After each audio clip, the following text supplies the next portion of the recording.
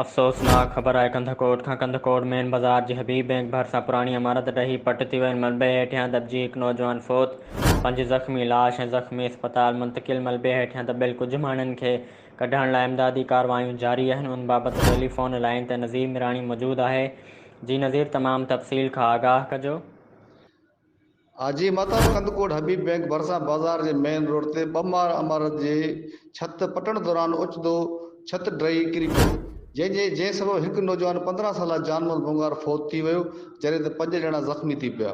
ज़ख़्मियुनि में मोहम्मद इस्माइल बंगार, अली मुराद गोलो, जावेद गोलो, आसिफ बंगार, नियाज़ बंगार शामिल आहिनि, जिन खे इलाज लाइ सिविल अस्पताल मुंतक़िल कयो वियो, जिते सभिनी शहरी इमारत जे ड्रही पट थी वञण वारे वाक़े जे ॿुधी पहुची विया, जॾहिं त इमदादी टीमूं 2 माड़ इमारत जे मिली मुलबे हेठां दॿियल माण्हुनि खे कढण लाइ क्रेन मशीन ऐं ट्रैक्टर ज़रिए कढण ते सभई शहरनि सां गॾु कोशिशूं में मसरूफ़ अमल आहिनि।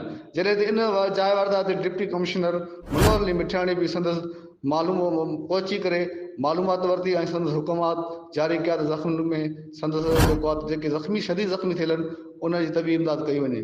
जॾहिं त मलबे हेठां जेके फर्नीचर वारो जेको फर्नीचर पटनि पिया, उनमें जेके मामूली ज़ख़्मी थी पिया आहिनि, उनमें कोड़ल सुमरो, एजाज़ चनो, कामरान सुमरो, जेके नॉर्मल ज़ख़्मी आहिनि इन्हनि जी जेका सिविल अस्पताल में मुंतक़िल करे तबी इमदाद जेको आहे त कई वञे पई।